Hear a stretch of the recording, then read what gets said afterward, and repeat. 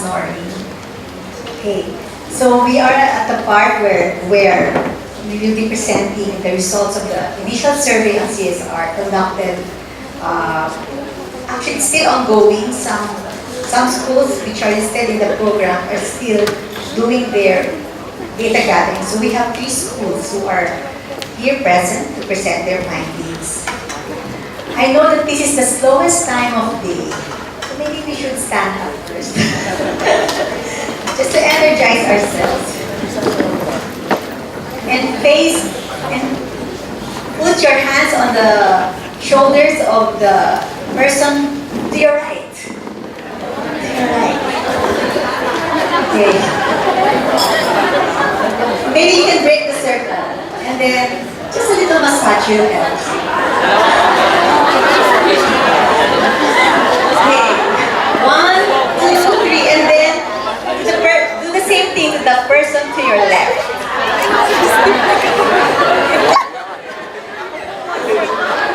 Doesn't that feel good? I need 1, 2. Thank you. You may now take your seat.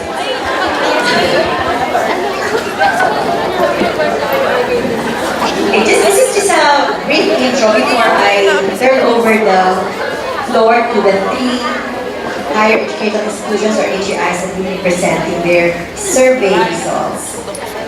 There is this contention way back in 2011 where there was a sharing done by a certain Dr. Tae Shoyon during a conference on universities and their social responsibilities held at University of Innsbruck in Austria.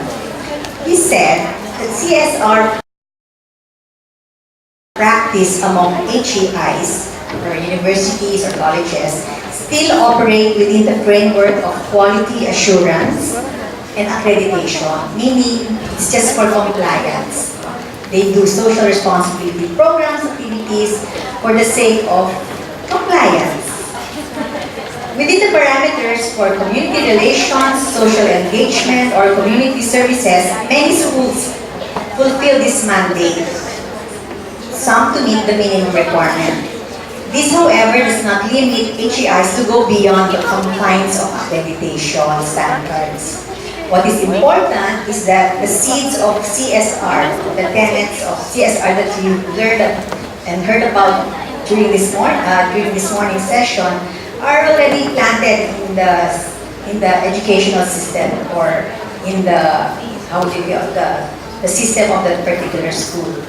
So CSR, but how CSR has started to take form in educational organizations is worth knowing so that it can be firmly established and further integrated in school missions.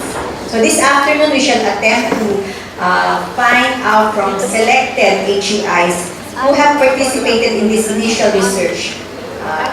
This is a caveat, this is just an initial research. As I said, some are still doing their data gathering and we have not yet consolidated all the results, but it would give us a better sense what the level of awareness, understanding, and attitude of students, administrators, faculty, non-teaching staff, and some, to a certain extent, alumni, what their attitudes are towards CSR in its various stages and forms. So we shall hear the results of the survey that probes knowledge and understanding of CSR, awareness of CSR in the school, projects, activities that may fall under the gamut of CSR, the stakeholders involved in the CSR activities of the school, the willingness to learn more about and attend seminar or orientation programs on CSR, and the willingness to get involved. Then perceptions of CSR and attitudes on CSR. So we have 3 schools with us. The first to present will be Misamis University, followed by Baliwag University, and then Lyceum of the Philippines University System. So the first, may I now call on Ms. Russell P. Galindo of Misamis University, Faculty of the College of Arts and Sciences.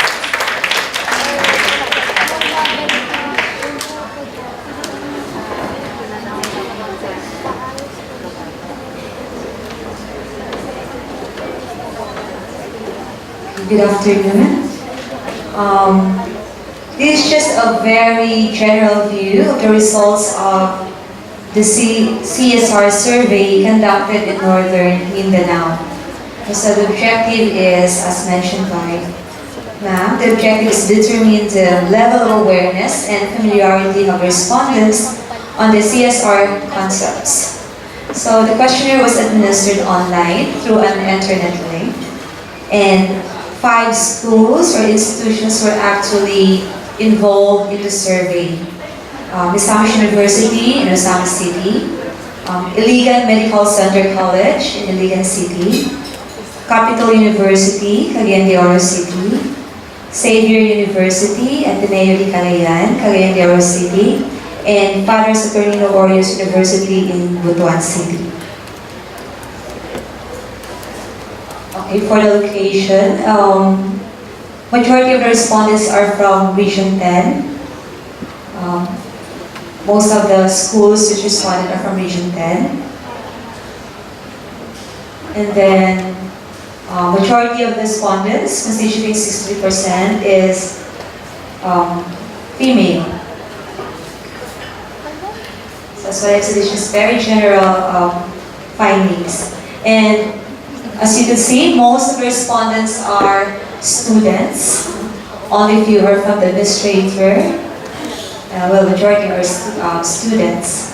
And as to knowledge about CSR, most of the respondents, which is 60%, know what CSR is. And then majority of respondents strongly agreed that the CSR concept is easy to understand. They comprise more than 50% of the total respondents. And as to familiarity, so 70% of the respondents claim that they are familiar with the CSR 1.0.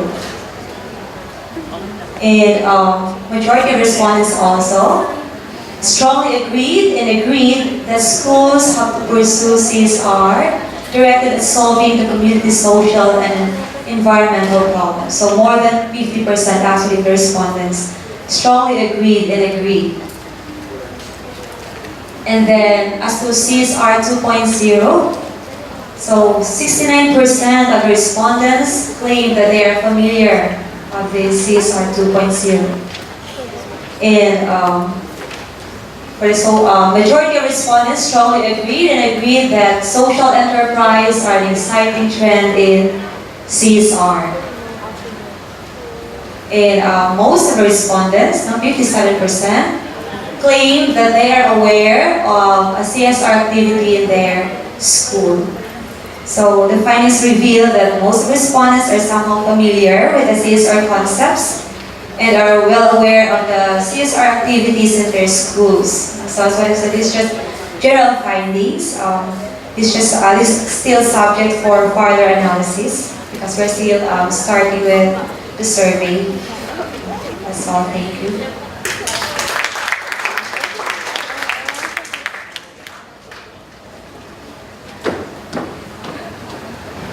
Thank you, ma'am, from Misamis University. We would actually like to request key representatives from the schools who are here represented to come and sit in our panel. They would also be the panel of reactors to the researchers presented. So if I may, I would like to call on, I would like to call on a representative from Southville International School. Can you please sit in the panel? Sherry and John from Southville. We'd also like to request the presence from the University of Perpetual Health System, sir. Dito ba kayo sa panel? And also Dr. Vidal, representing University of Luzon.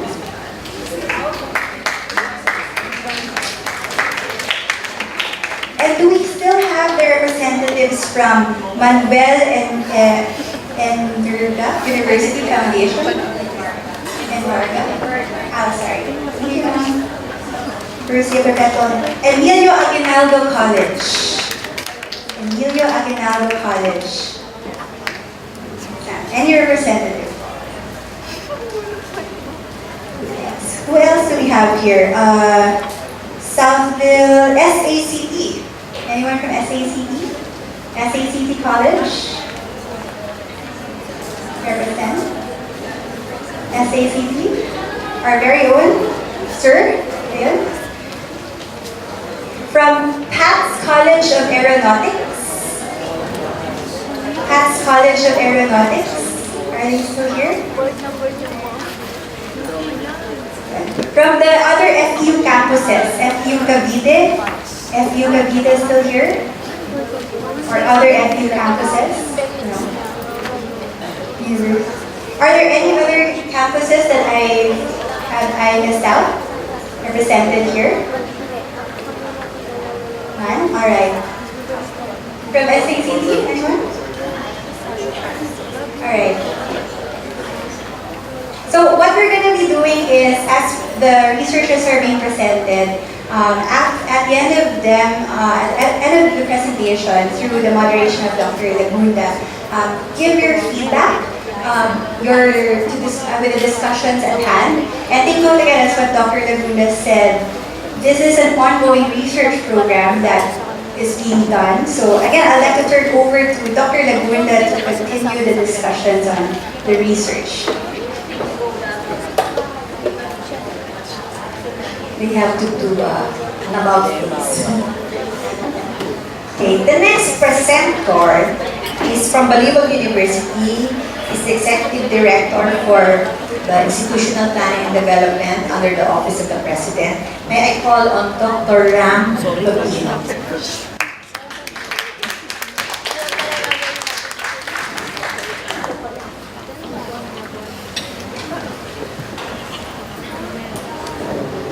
Thank you very much, Dr. Lagunda, my dear President.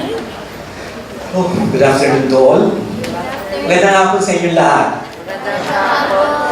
Para ako mag-defend ng dissertation ito. Anyway, my task this afternoon, I hope you can sustain, no?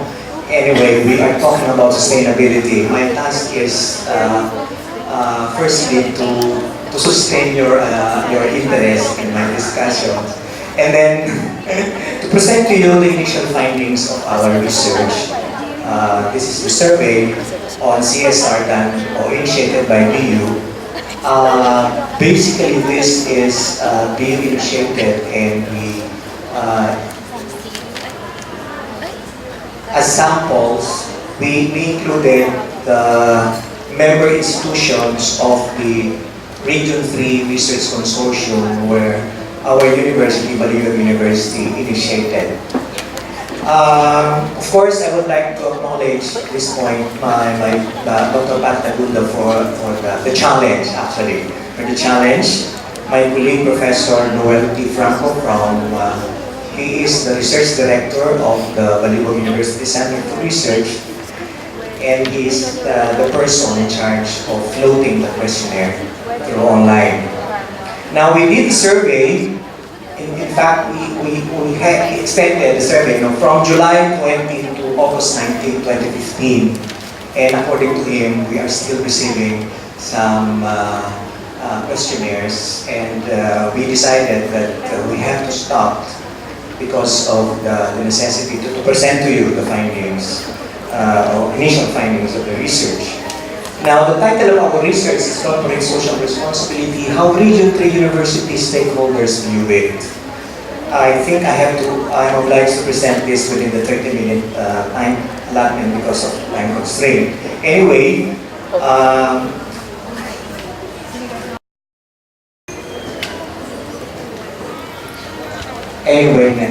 next slide.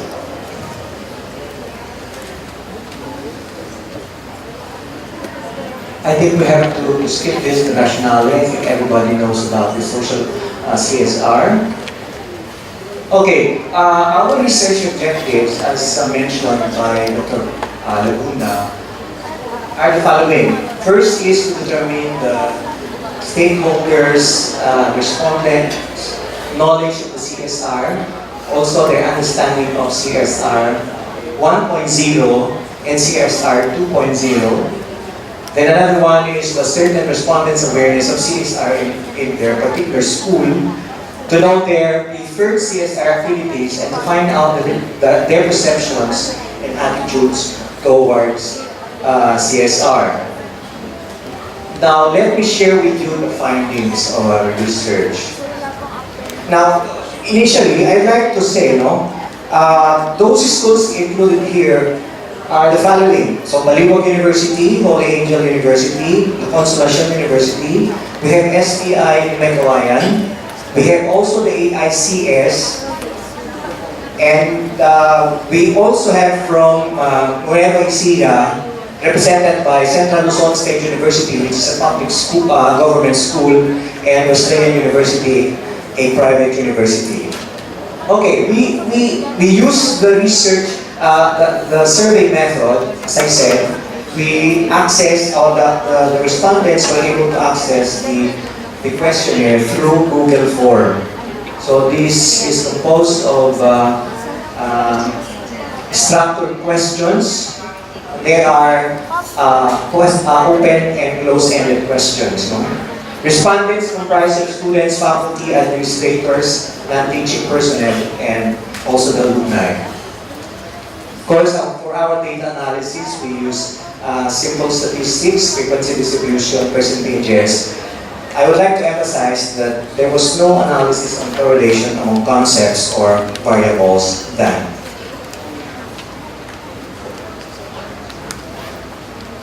Okay.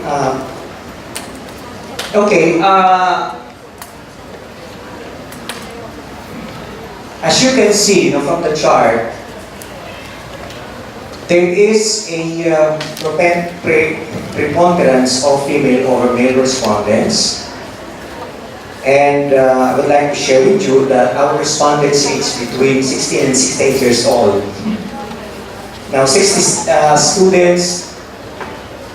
Next slide, please. Okay. Students comprise most of the respondents. We had 65.9 or 66%, followed by the faculty, which is 15%, and the non-teaching personnel, 14.2%. Only 4 out of 10 were administrators, while there were 2 alumni who participated in the survey. Now, we asked the respondents about their familiarity with CSR in general. Okay? I think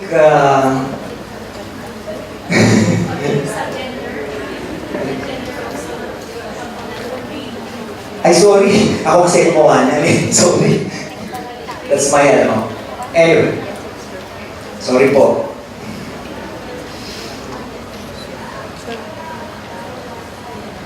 Yeah, familiarity with CSR 1.0. Tama na ba? Yes. Ano ba yan?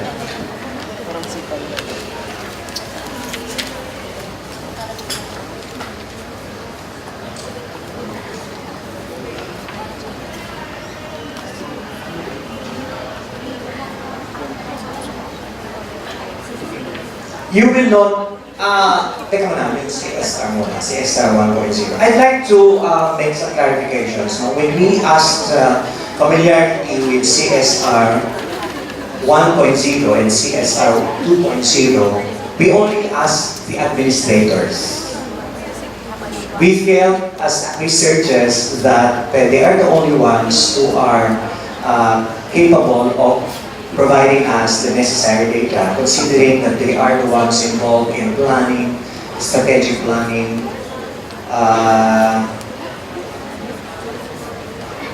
other administrative work. And therefore, we thought that they'll be the ones to more, they can provide us more information about their their knowledge of the CSR that we are going to share with you. Now, almost 6 out of 10 administrators said that they knew CSR 1.0. And next slide, please. I will tell you later on yung what they thought about CSR 1.0 and 2.0 in more detail. Then familiarity with CSR 2.0, more than half of the administrators reported that they also know CSR 2.0. Next slide, please. Now, here are the statements about CSR. Ito yung this is the general CSR that I mentioned. Later, we will present to you 1.0, no? So you will see there. You will see there that almost half of the respondents know that it's support mechanism that utilizes company resources towards having an approach rather than developmental that would benefit the stakeholders who are external to the company. And you will notice that an equal proportion of respondents said that it is a scheme. It is a scheme and it takes accountability on the effects of the company's activities on environmental and social welfare based on assessment or evaluation process. These are the distribution of the perceived objective of CSR. So you will note that those who believe CSR they say that it aims to improve public welfare as represented by 65.1%. And to enhance community trust and support is represented by 64% of the respondents.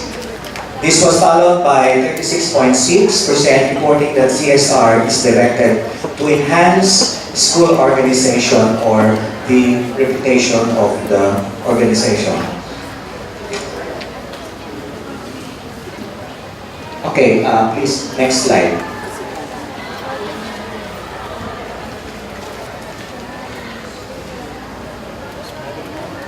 So this table shows that almost 6 out of 10 administrators, 58.3% said they use CSR1 as a scheme or corporate mechanism driven by schools' desire to have good public reputation.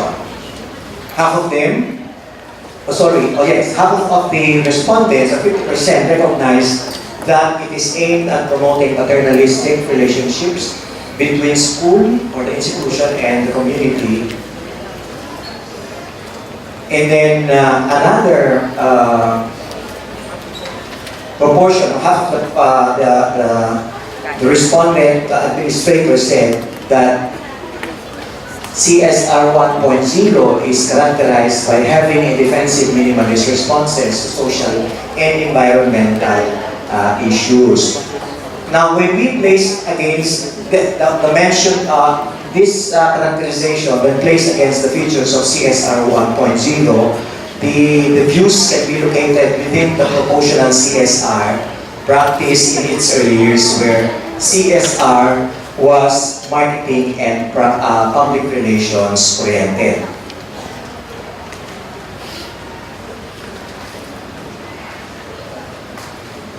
So we also asked the knowledge of CSR 2.0. Okay.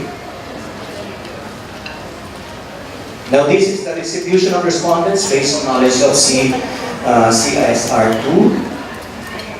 More than half of the administrators reported that CSR 2.0 is approached based on actual social, environmental, and ethical performance. Half of them said it aims to embrace equal partnership between school and community, while 4 out of 10 mentioned that it is characterized to be more focused on sustainability and responsibility as new elements, and equally administrators reported that CSR 2 at strives to develop proactive strategies based on community needs, which is actually a departure from the way CSR 1.0 has been thought of and pursued.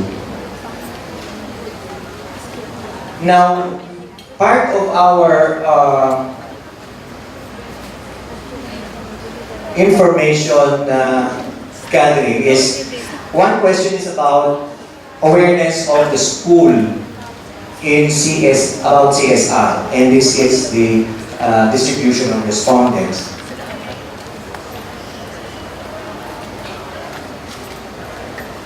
And they reported about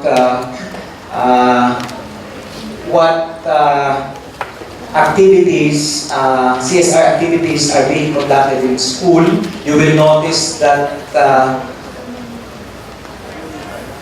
community projects is the most frequently mentioned of all the CSR activities in the school, followed by educational projects, and then this is followed by healthcare, then arts and cultural activities. We also asked about who are involved in the school CSR, and the majority of the respondents said it's actually their students who are very much involved in the CSR activities, and this is followed by the faculty members.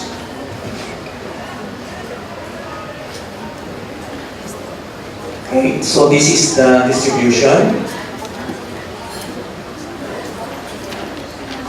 Okay, we asked them a question like, why do you think your school should do more CSR activities or project? Most of them said yes, more than half, 133. There should be orientation of CSR activities for you to understand them. They said yes, no, majority, 93.7. Then we asked them, are you willing to attend an orientation or seminar about CRS? Again, 90.6% majority said yes. And then, are you willing to be involved in any CSR activities of the school? Again, majority said yes. Okay, what is their preferred CSR activities for involvement? Top of the list is, again, community projects. So more than half, 57.4. This is followed by, again, educational projects. Then the third in rank is environmental projects. School volunteering is number 4 in the ranking. Then employee training and development, healthcare, down the line. No? Occupied the least prevalence.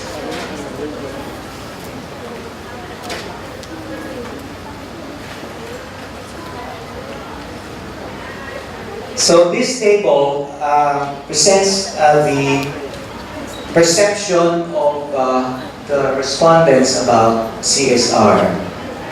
So, frequently mentioned, majority, more than half, said CSR in school should be completely voluntary. I think this will give us an eye-opener of how we are going to approach, at least insofar as the schools survey are concerned. It should be completely voluntary. CSR for them should be recognized as a school function. Not really sure whether they would like to have a different function from the trilogy of functions we are having right now in the higher education institutions. Then, for them, CSR should be a consideration while setting strategies of school. In other words, it should be part of the planning process. When doing planning, CSR should be part of the school strategies, then down the line. Okay?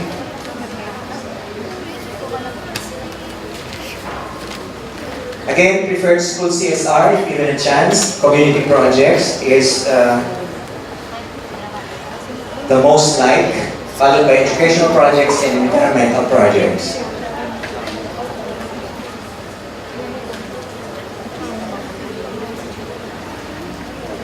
Now, we also asked them about the parameters. The parameters of the school CSR. When we talk of parameters, we mean the measurable factors that define a system or set the condition of a system's operation. Now, you will notice here that mission, vision, and values top the list.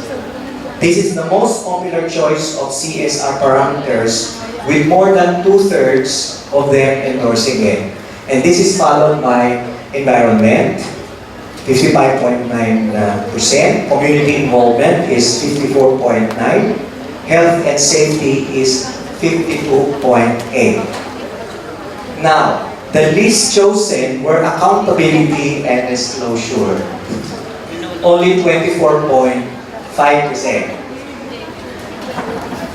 Okay? And profitability is only 20.6%. Similar proportions, 35.3%, chose school governance, quality of products and services, and sustainability. There are implications in relation to the choices of the respondents. Okay? Now we asked them their attitude about CSR, and we provided them 16 statements. And combining strongly agree and agree, the first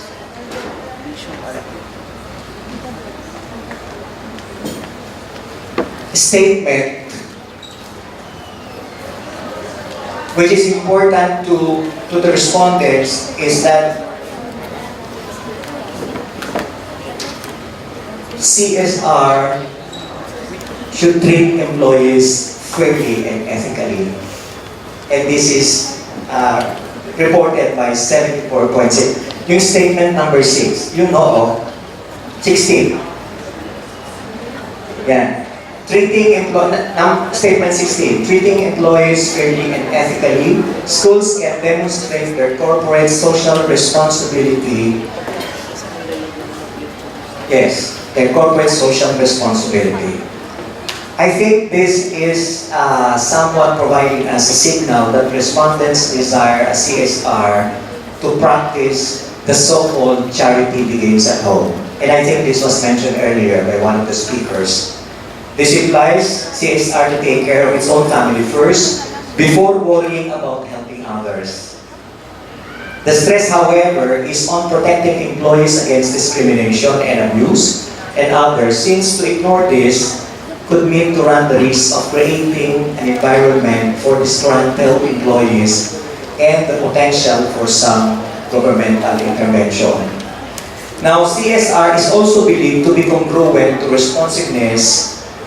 This is statement number 6, with a little more than half of the respondents reporting it. They believe that HEIs doing CSR have a certain level of ability to act quickly, to be sensitive to the client's concerns, and to be aware of the needs of communities or groups of people they serve. Now, this is implying a proactive CSR from the point of view of our respondents. They also mentioned about principles of good governance and transparency as effective indicator of a successful CSR. I think we know a lot about good governance and transparency. Lastly, more than half of the respondents agree that getting feedback from stakeholders about CSR performance is an approach so pragmatic, and they also are in agreement with the statement services offered by the school through CSR will improve positively the quality of life of the people. I think these are the reasons to mention why schools should pursue CSR. To enhance community trust and support, attract best students and highly qualified teachers. That's the next reason frequently mentioned. And then promote long-term sustainability.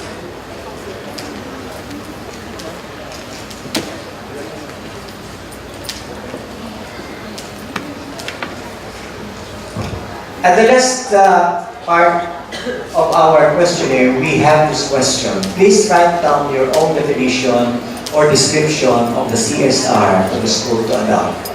And I'm going to share with you the responses.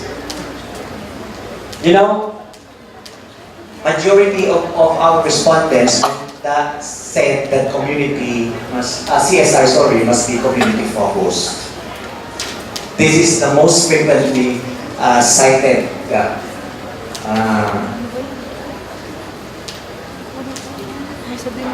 characteristic of the CSR. No? CSR to pursue that address the needs of the local community through projects and activities. CSR is sharing of blessings to the community. It is about community service. It is reaching out to the society in the aim to take part in the community's issues and help the society to overcome these issues, taking responsibility and supporting community it serves, etc. Now, they also said that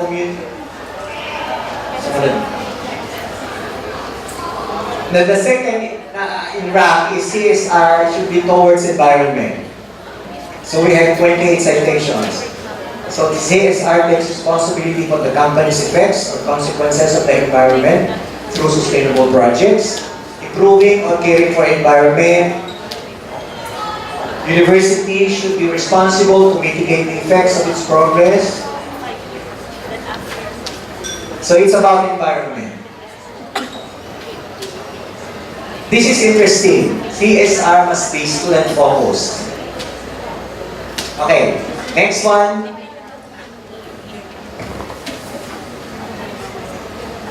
It should be also employee focused, and it has to have personal involvement and should be doing philanthropic activities, etc.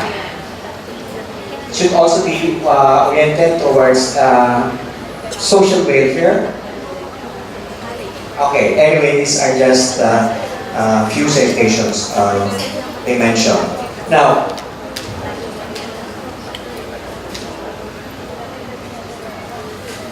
okay.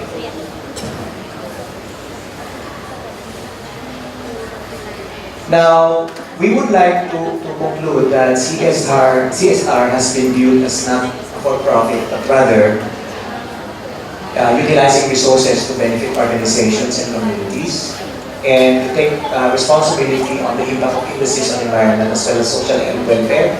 Now, this study demonstrated that CR is for improvement of public welfare and to enhance trust and support of an entity.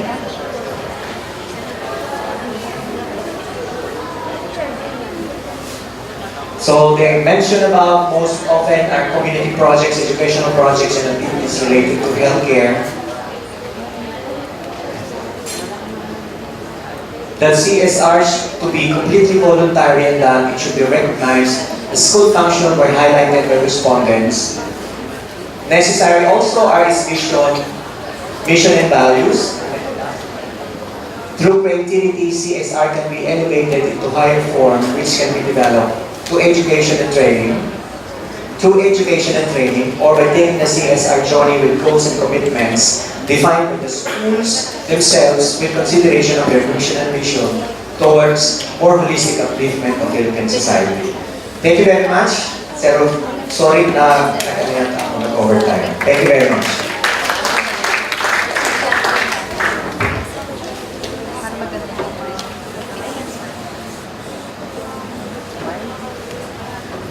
Thank you, Dr. Lupino.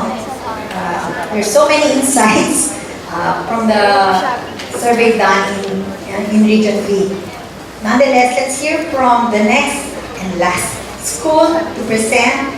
Lyceum of the Philippines University System from LPU Laguna. Let us all welcome the Associate Research Director, Ms. Jerby Muya.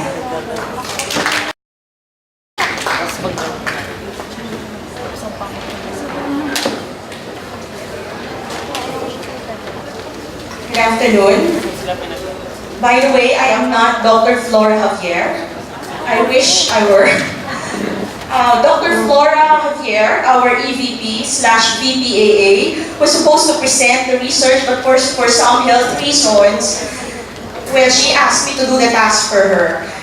Before I present our research, let me give a little story about how we got here.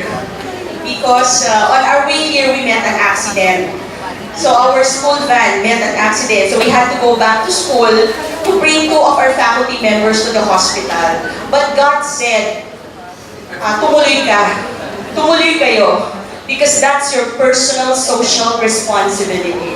So that's why we're still here. Thank you, Lord. Okay, so I will skip this because I think our speakers have already given substantial insights about CSR. So they provided us the context and what CSR embraces. So in the academic context, CSR is often referred to as community service or community extension. Last year, we had a study that was conducted by our research director, and the notion of students on corporate social responsibility is community service or community extension. So no wonder why students prefer community projects, because that's their notion, that's their construct of corporate social responsibility.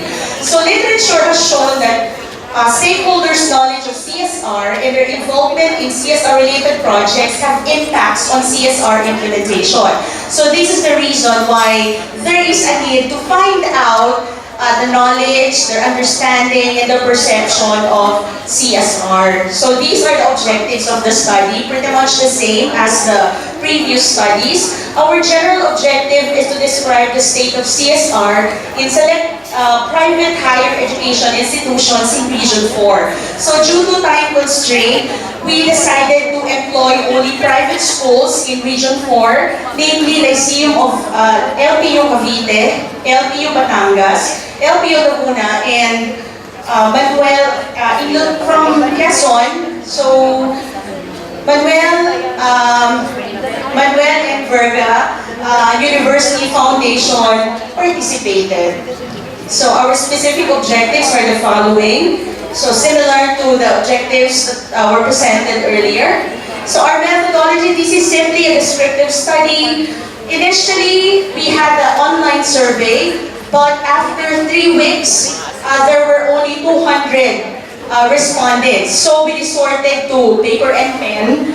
So we had personal administration of our questionnaire. So the questionnaire was adopted from DCYF, but we had a little modification of that questionnaire. So these are the components. This is where we call our objectives. Okay, so our respondents included the students, administrators, faculty, and admin staff of select HEIs. So, a total of 1,991 respondents participated in our study. So, our sampling, so in terms of the choice of school, so we used purposive sampling due to time constraint, and of course we consider the accessibility of data. But respondents were selected from each of the participating schools. So this became also a collaborative research among the research directors of the 4 participating schools. So for our data analysis, we use frequency counts, mean, that's mean only, sorry, and ANOVA for the test of difference. So these are the highlights of results. So majority of our respondents came from Batangas. Okay, next is Laguna, Cavite, and these of our respondents came from Quezon. So these are the actual values. So more than half of the respondents came from Batangas and Laguna. So this is the distribution of our respondents according to gender. So majority of our respondents are female, similar to the results of previous studies. So we can say that majority of the schools nowadays are really comprised of female. So it's dominated by female, women power. Okay, and these are the values. Okay, so our respondents, well, the number of respondents is really skewed. I think this is also similar to the other studies. Majority of our respondents were students. there were 86 faculty members and only 29 administrators. We gave 100 questionnaires. We would want at least 10% of the administrators from every school to participate, but it appears that they're hesitant to answer the question because there's a question there on knowledge on CSR and CSR1 and CSR2. Okay, and then, so these are the actual values. So in terms of knowledge and understanding, so this is a very interesting study because we found out that most of our respondents are not aware. They have no knowledge on CSR. Okay? And then those who have knowledge, okay, on CSR said that it's an initiative today to assess and take responsibility for the company's effects on the environment and social welfare. And it supports projects external to the normal business activities of the company. So as you can see, okay, in my slide. And then this is their view of the perceived CSR objective. It is directed at enhancing school's reputation, so public image. That's their perceived objective of CSR. So when we ask administrators about their knowledge of CSR1, so they said, well, 52% said no. They have no knowledge of CSR1 administrators. Secret lang natin yan. And then, but when they were asked about their knowledge on CSR2, they said yes. But of course, we cannot generalize because one of the limitations of the study is that we had only 29 administrators. Okay? Knowledge of respondents on school CSR activities. So they are aware, the students, majority, they are aware that their school is conducting CSR activities. So similar to the previous researches, previous results, the CSR activities that they know are community projects, arts and cultural activities, and adoption of charities or non-profit organizations. Okay, so are they willing to be involved in CSR activities? They said yes. That's the great news there. Okay, now how do they perceive CSR? So, similar to what Dr. from Baliwag said, sorry sir, I forgot yours. CSR is should be also part of planning. And then CSR activities that schools should pursue, again, community projects and sports. Those are the top two answers. So reason why schools should pursue CSR, so to enhance community trust, promote long-term sustainability, and attract best students and highly qualified teachers. Those are the top three answers. So what about their attitude towards CSR? So the questionnaire consists of 16 attitudinal statements. So given the overall mean of 3.76, respondents agreed to the statements. So this statement, by treating employees fairly and ethically, schools can demonstrate their CSR. So this got the highest mean. Female respondents have higher mean attitude compared to male respondents. Again, women power. Female respondents have significantly higher mean attitude than male respondents in those statements. So I will not, these are the statements. So women have higher attitude mean compared to men. And then, using, of course, some statistical analysis, we found that there is significant difference in the attitude of CSR among respondents of the different regions. So, respondents from Cavite have significantly lower attitude mean in all CSR statements. This is surprising because when I talked with the vice president, the executive vice president of Cavite, they have their own CSR office. Okay, but when we check the age bracket of respondents, majority of them were between 15 and 19. So barely first year and second year. So I think we can still do something about it. Okay? And then respondents from Quezon has the highest attitude mean in all statements. Okay? Respondents from Batangas also has the highest attitude in the three statements. Okay? So, for our conclusion, so respondents are mostly female, so students, and they come from Batangas and Laguna. They have no knowledge of CSR. Those who have knowledge stated that It's a company's initiative to take responsibility over its effects on the environment. Respondents believe that CSR is directed at enhancing the school's reputation. Administrators lack knowledge on CSR. Respondents are unaware of the CSR activities, actually disaware. Those who are aware stated that their school conducts home projects and arts and cultural activities. It is also, well, we are happy to note that respondents also expressed their willingness to support CSR activities of the school. Okay. Finally, respondents have favorable attitude towards CSR. Female respondents demonstrate more favorable attitude towards CSR. So there is difference in the attitude among respondents. Respondents from Cavite have significantly lower attitude. So what's our recommendation? Schools may address lack of awareness and understanding of students and teachers through an institution-wide CSR awareness campaign. So schools may also have in-house or external training on CSR.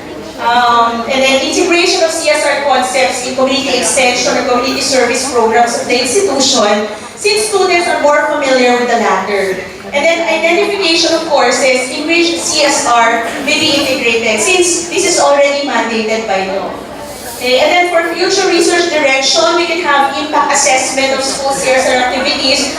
And we can have similar studies employing mixed methods because this is a survey, so we may want to know the constructs of students on what CSR really is. So that would be all. Thank you.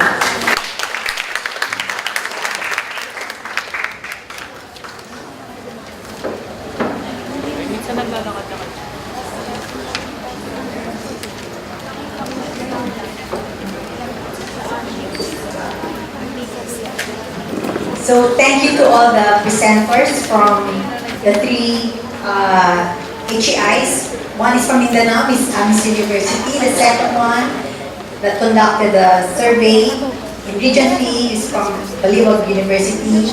And for Region 4A, the Philippines University System.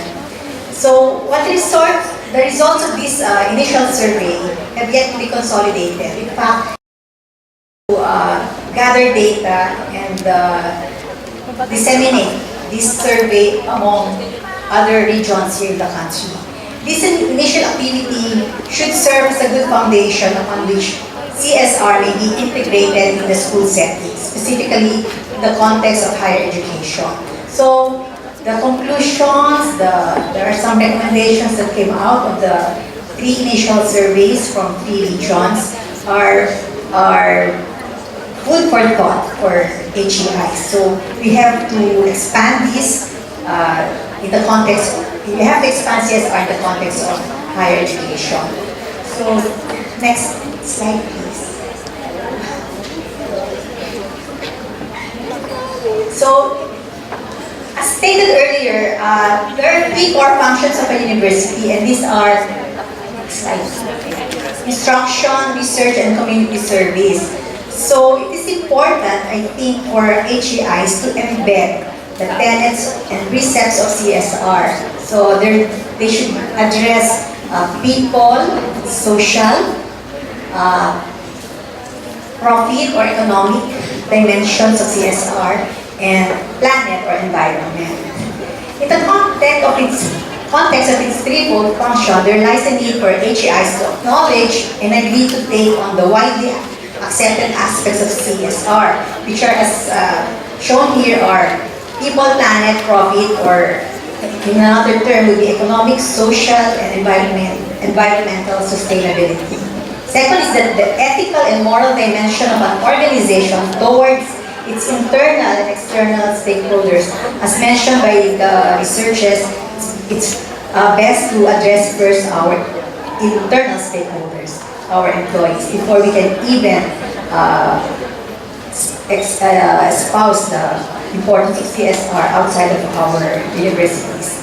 And there is the increased call for good corporate, or I would say, for our case, it's university citizenship, and the need to sustain a healthy society to which all organizations depend on to operate and succeed. So there are still many opportunities by which the practice of CSR can be integrated in the higher educational sector. The presentations The presentations have shown,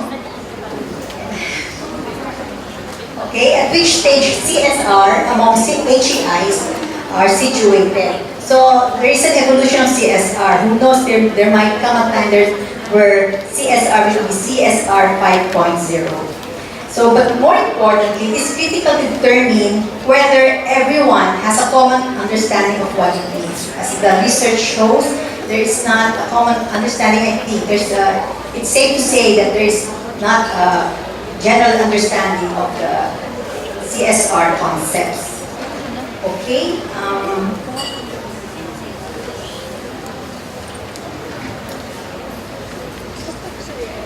In the educational setting, I think CSR is still an open field, waiting to be explored and effectively carried out. And as such, it would be a good opportunity for a collaborative effort among the members of the education sector.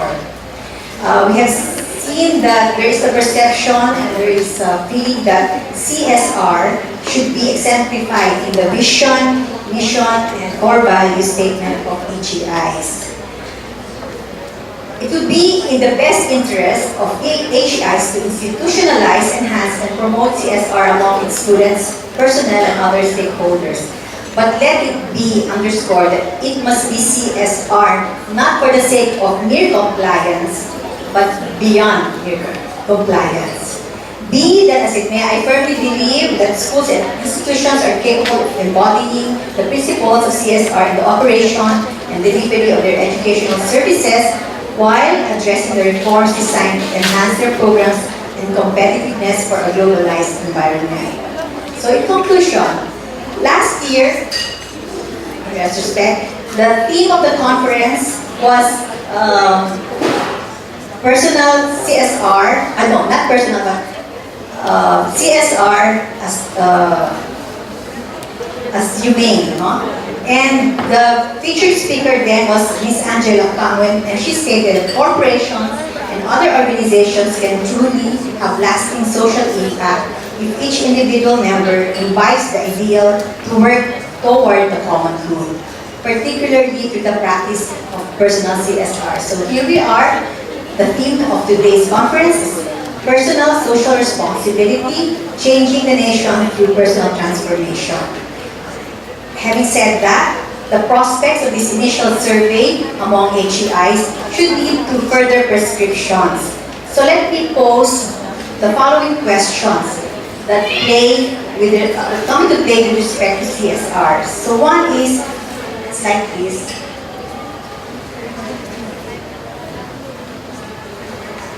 One is, what is the role of CSR in the context of higher educational institutions? And what parameters of CSR should schools and universities follow? Is there a set standard for ensuring that HEIs commit to the protection of the environment, upholding human dignity, and contributing to the improvement of lives of its community and society at large? Do we follow Western concepts of CSR? We have this ISO 26,000 on social responsibility at this stage of CSR in our local context. Or do we evolve or establish our own definition of a Filipino or Asian CSR? What models of CSR as practiced by HEIs, gathering from the results of the survey, can we derive? Alright? And can we develop a strategic CSR model more applicable to educational institutions? Because CSR has been firmly established in the business lexicon. So maybe there's something that we need to further develop in the context of HEIs. Alright, and how can schools become more engaged in CSR? Or how can we integrate CSR into our organizational strategy and make it a definitive part of our mission? So this is a question also that in posed in the program. Should schools establish a formal CSR mechanism? As Mr. Tony Yapud has been advocating, should we appoint a chief CSR officer or an office if it is to become, if we are to become, no? Universities and schools are to become social change agents for the good of society which it serves. Okay, so that ends the segment on the perception, knowledge, awareness, CSR among HEIs, albeit in three regional areas of the country. We have yet to get more information and get all these initial perceptions from the other regions, and they are still ongoing. So where does CSR begin? This very active thing it begins with ourselves. So personal CSR should be the right thing. Thank you.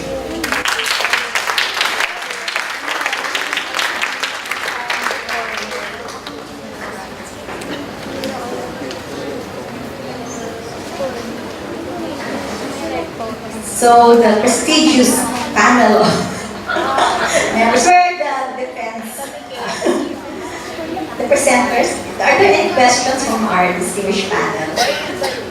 From the three institutions that presented.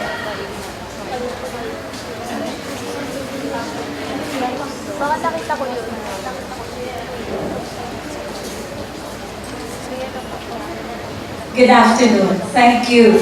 It was really a good initiative from BC YF to have this kind of research, which is very commendable for all HEI, whether in government or private entity. What we are discussing here a while ago, while you were discussing on the CSR component, on how to respond to the research, has been addressed. Since we were discussing, you were mentioning that you're still collating all the researches from nationwide. So, but it's a commendable initiative. Now we were also mentioning about the threefold focus of HEI, which has been addressed: instruction, research, and community service. It's just that on my end, I would like to make a query. If you're aware that we have accreditations in each of our institutions that we need to follow. So the benchmarking that we are into is based on the accreditation policies. So for us, for a private institution, we have PAPOCOA to separate academic with non-academic component regarding CSR, or we call it community outreach programs. So with that, I think BCYF will also address such concern for HEIs, whether government entity or the private entity. So that's for me.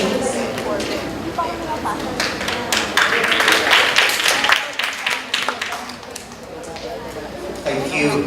I think everything has been really explained, especially the three areas where institutions, especially universities, especially the CMO 46, has really traded, that is the instruction, research, and community service. But what is important, I think, is that, and very, very encouraging, is that many of our students are really aware and are willing to go to this.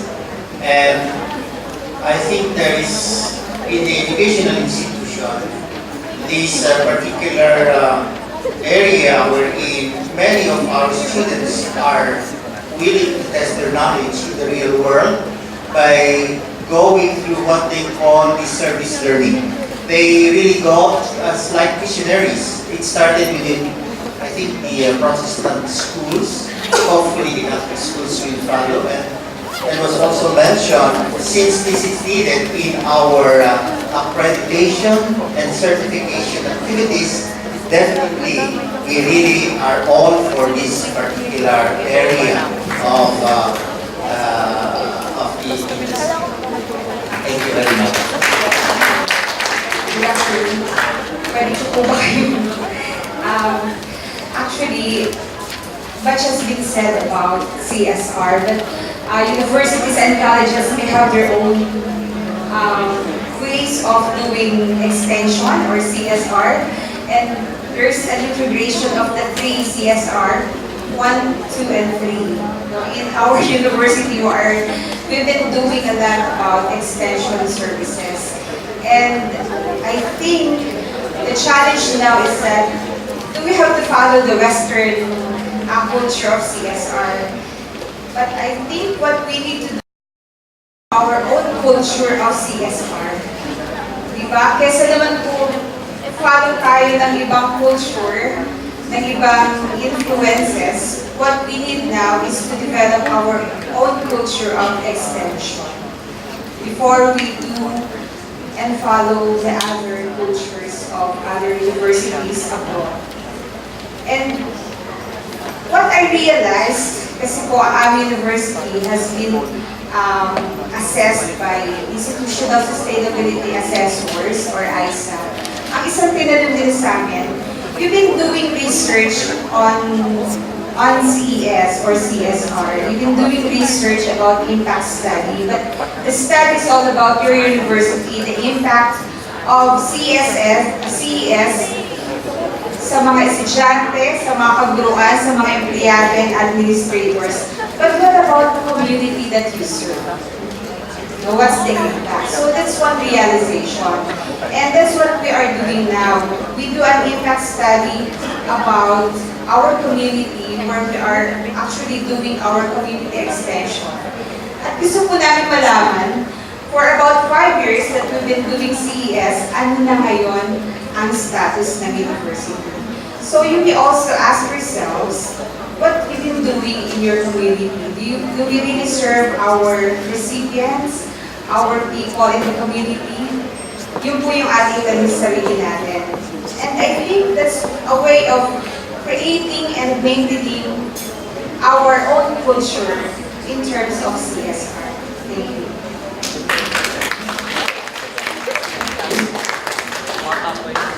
Sir Lasta, 2 inputs more. Thank you very much for those initial findings, which we find from the results as collated by the three lead universities. One is from the Region 10, the Northern Mindanao. Another is from Region 3, Central Luzon. And the other one is from Region 4A.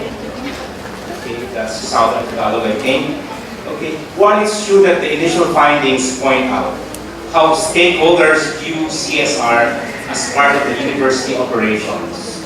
Meaning that in terms of familiarity, in terms of how schools strongly pursue CSR and how social enterprise as part of CSR is valued or viewed as majority. In fact, majority of the presenters have interpreted that about 69 to 78% was a commonality among these three regions. So I think it's a good starting point that these findings are initially reflected on us. Okay, so all of us, the different regions of the country, will benefit from these initial findings. However, to level up our research capabilities, I would like to suggest one area, because as I observe, all the results as interpreted by the lead universities are simply indicative of the direct results as passed by the people. So I would like to suggest that we go on deeper in terms of the interpretation of the results, because I believe that research is not only indicative, but more so, research should further our knowledge generation, which should be research reflective. Research should be more reflective as well as it should be predictive, meaning you go beyond what is indicated by the actual results. But it should be predictive or reflective of what is in store beyond or deeper than what is directly indicated by those results. That's all. Thank you. Point well taken. After this, there will be more analysis to be done from the data that were gathered from the different regions. Hi ma'am, good afternoon. Kasama din po tayo dun sa isang project, sa CID project. I'm from Manila Binago College, representing President Jose Campos. So, it is very inspiring po that you started because we also received the questionnaire coming from the DCYF. And right now, we're on the stage of adopting the questionnaire so that we can administer it in our school and hopefully to the SMEC members na South Manila Educational Consortium. So, when I came here this morning, I was asking, what is the delineation between outreach and CSR? Yun yung una kong tanong. And lumalabas ko talaga na ang CSR in schools are really outreach. But the lesson I've learned here is yung, ano pala siya, the difference is deeper yung meaning niya, deeper sharing, deeper deeper giving of benefits to others, and also involving really the environment and the community. So, and most especially personal transformation. So, what the 3%er gave us is inspiration to further, to spread this research so that not just regional, but each schools from Luzon to Mindanao can really embrace CSR, but more specifically, personal social responsibility. Thank you. So, it's very heartening to know that the momentum for adopting CSR, attempting CSR, has started among higher education institutions.